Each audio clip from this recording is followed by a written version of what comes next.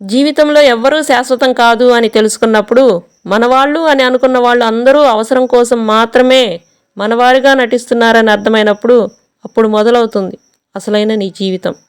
కానీ ఒక నిజం చెప్పనా, ఎవ్వరికీ నీ గురించి ఆలోచించేటంత టైం లేదు. నువ్వే అతిగా ఆలోచించి నేను ఓడిపోయాను అని భయపడుతూ బాధపడుతూ అక్కడే ఆగిపోకు. ఓడిన ప్రతిసారి మళ్ళీ మళ్ళీ ప్రయత్నించు. ఆ ఓటమికే భయం వేసి గెలుపు ఖచ్చితంగా వచ్చి తీరుతుంది.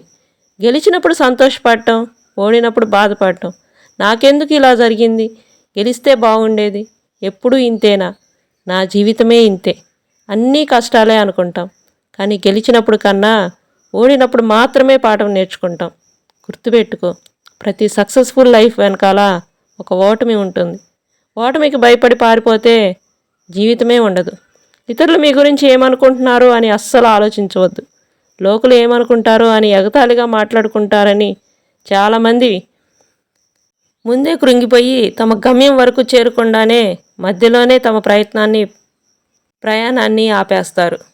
మనల్ని అపార్థం చేసుకుని నిందించే ప్రతి ఒక్కరికి మనం సమాధానం చెప్పనక్కర్లేదు. అర్థం లేని మాటలకు బాధపడకూడదని మన మనసుకు చెప్పుకుంటే చాలు. మనం ఇది కాదు అని ప్రూవ్ చేసుకునే ప్రతిసారి ఓడిపోతూనే ఉంటాం, డౌన్ అవుతూనే ఉంటాం. అందుకే దేన్ని పట్టించుకోకు. నువ్వేంటి అని నీకు నువ్వు అర్థమైతే చాలు. ముందు నిన్ను నువ్వు అర్థం చేసుకో. అద్దం ముందు నిలబడి నీ వ్యక్తిత్వం ఏంటి, నీ మంచితనం ఏంటి, నీ మనస్తత్వం ఎలాంటిది అని నీకు నువ్వు అర్థమైతే చాలు. ఎవరికీ అర్థం అవ్వాల్సిన అవసరం లేదు. క్షణంలో వదిలిపోయే ప్రాణం, నిమిషంలో మారిపోయే జీవితం, వీటి కోసం పరుగులెత్తే బతుకు, కొత్త కొత్త ఆశలతో అలమటించే మనస్సు, ఏదీ శాశ్వతం కాదు. అది మనకు తెలుసు. కానీ ఏదీ మనకు తృప్తినివ్వదు, ప్రశాంతతని ఇవ్వదు. నిజంగా ఇష్టపడిన వారు, రిలేషన్కి విలువ ఇచ్చేవారు 100 తప్పులు ఉన్నప్పటికీ వారిని వదులుకోకుండా ఉండటానికి ఒక కారణమైనా వెతుక్కుంటారు. కానీ ఏ తప్పు లేకున్నా వద్దు అనుకుంటే ఏ కారణం లేకున్నా ఏదో ఒక కారణం చెప్పి మరీ తప్పుకుంటారు. మనస్సుకు గాయం చేశారని మనుషులను దూరం చేసుకోవడం వలన సమస్యకు పరిష్కారం లభించదు. వారిని దూరం చేసుకుని ఇంకా మనకే ఎక్కువ బాధ మిగులుతుంది. అందుకే తొందరపడకు.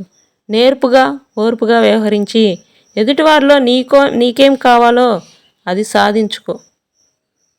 నువ్వు బాధపడుతూ ఉండటం కాదు, నిన్ను నువ్వు ఎలా తృప్తిపరచుకోవాలి, నిన్ను నువ్వు ఎలా సంతోషంగా ఉంచుకోవాలి, ఎదుటివారిలో నీకేం కావాలో అది రాబట్టుకోవటానికి ప్రయత్నించు.